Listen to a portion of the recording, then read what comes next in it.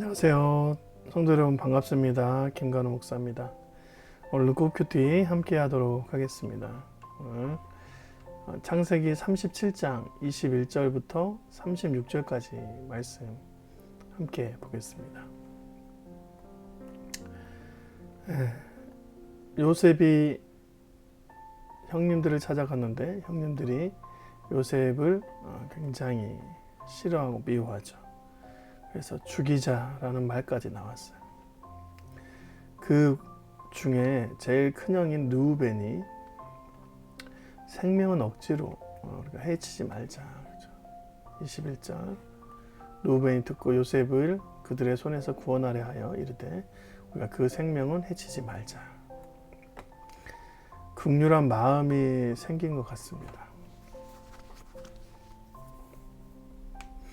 그리고 그 마음 속에 구덩이에 던져놨다가 결국 아버지에게로 돌려보내려 하는 마음이 있었던 것이죠.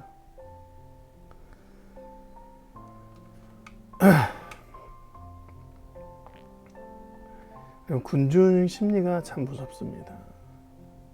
요셉에 대한 미움의 감정은 모두 다 있었을 거라고 생각을 해요. 하지만 이 아이를 죽여야 되냐 말아야 되냐, 또 그래도 나는 생명을 해치지 않다, 아니 나는 죽이고 싶다, 막 이런 여러 가지 각자의 마음이 있었을 겁니다. 그런데 그 마음 속에서 결국에는 목소리 큰 사람이 그 집단의 결론을 내게 되죠. 어떤 의견이 큰 소리로 강하게 주장하면 그 집단의 결정이 되는 경우가 많아요. 그러면 우리가 생각해 볼 때 많은 사람들이 이야기하는 것, 그러니까 다수의 의견이 옳은가? 집단 지성이 생겨서 결정되면 그것은 선한 것인가? 더 나아가서 그것이 바로 하나님의 진리인가라고 했을 때 실은 인간들이 모여서 소리를 낸다고 해서 그것이 다 진리는 아닙니다. 민주주의라 해서 다수결의 원칙에 의해서 투표도 하고 그렇지만 결국에는 하나님께서 주신 말씀이 진리이고 그 말씀을 찾아 나서는 것이 바로 주의 공동체입니다. 집단 지성을 만들어내서 사람들이 원하는 것들을 결론을 만들어내는 것이 아니라 하나님께서 무엇을 원하시는지를 함께 무릎을 꿇고 기도하고 주의 말씀 안에서 그것을 찾는 것이 바로 진짜 교회 공동체이죠.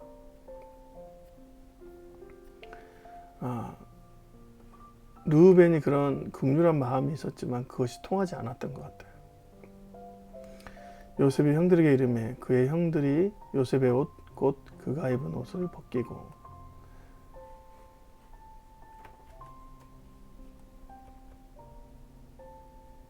그를 잡아 구덩이에 던지니 그 구덩이는 빈 것이라 그 속에 물이 없었더라.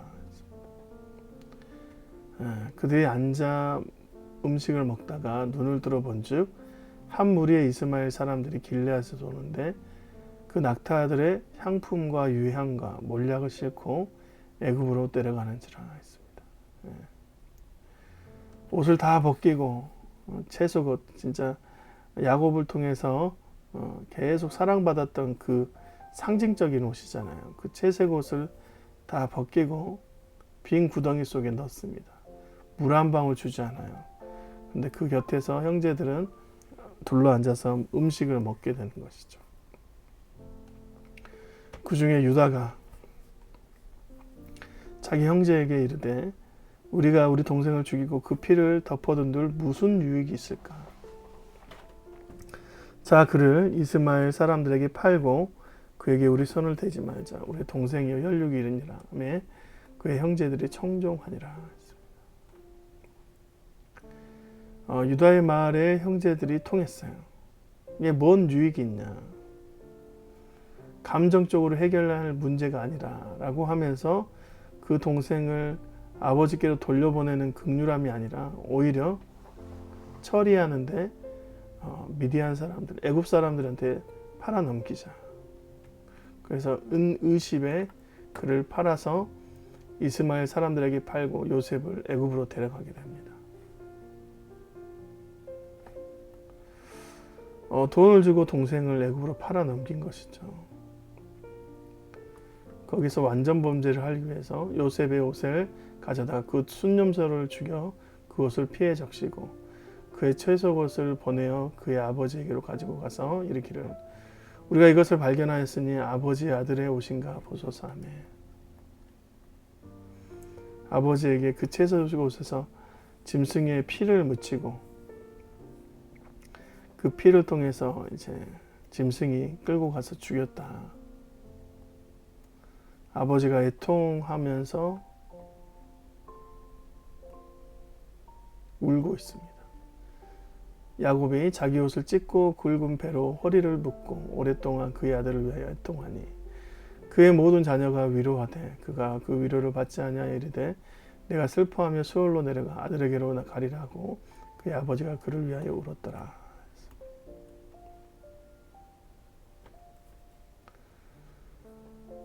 인간의 생각은 잠깐 유익이 있지만 그 가운데 큰 발전적인 일은 없습니다.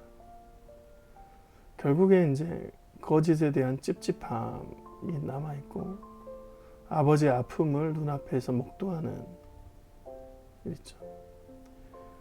인간의 계획은 언제나 허무하게 끝납니다. 왜냐하면 한시적인 생각만 하고 한계가 너무 많아요.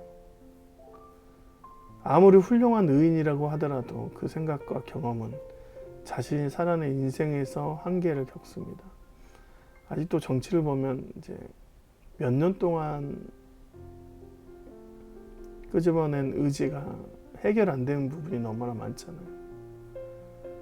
그 잘난 사람들이 모여서 해도 결국 해결 못하는 것이 인간들입니다. 하지만 하나님께서는 하나님의 계획은 수도 없는 시간들 속에서 어두운 세상에서 밝은 빛으로 구원하시는 일들을 날마다 하시고 그 일들을 통해서 수많은 사람들을 하나님의 백성으로 삼아주신 것이 바로 하나님의 역사입니다. 그래서 하나님의 경륜은 우리와 비교할 수가 없어요. 이렇게 요셉의 형들이 그렇게 위험천만한 일들을 벌이는 가운데서 하나님은 여전히 하나님의 일을 하고 계십니다. 그 미디안 사람들은 그를 애굽에서 바로의 친위 대장 보디발에게 팔았더라. 여러분, 이제 미디안 사람이 이 작은 아이를 데려다가 맨몸으로 다 찢겨서 있는 그 노예를 보고 누구에게 넘기지 했을 때 보디발이라는 바로의 친위 대장에게 팔아 넘깁니다. 그러니까 하나님께서 이스라엘 백성들을 애굽 가운데로 또 고센 땅에 정착하기 위한 그 일들을 해내시기 위한 계단의 과정을 뛰어넘게 되죠. 형제들은 이 꿈이 이루어지는가 보자 했을 때 요셉을 애굽에 팔아넘기면 절대 요셉에게 머리 숙일 일이 없다라고 생각했을 것인데 하나님은 아니십니다. 결국 그 꿈을 이루어내시는 분이 하나님이세요. 우리의 한계를 갖춰서 살아가지를 않기를 바랍니다. 인간의 생각, 인간의 모습으로만 하는 것이 아니라 주님의 놀라운 계획하심과 그분의 경륜을 의지해야 합니다. 아무리 집단의 지성이 있을지라도 그것을 넘어서는 하나님의 경륜은 따라갈 수가 없어요. 하나님 나라의 백성임을 믿고 우리가 믿고 따라야 된 것은 참 진리이신 하나님 그리고 예수 그리스도를 따라가는 것임을 믿고 오늘도 살아내시길 주님의 이름으로 축원드립니다. 고맙습니다.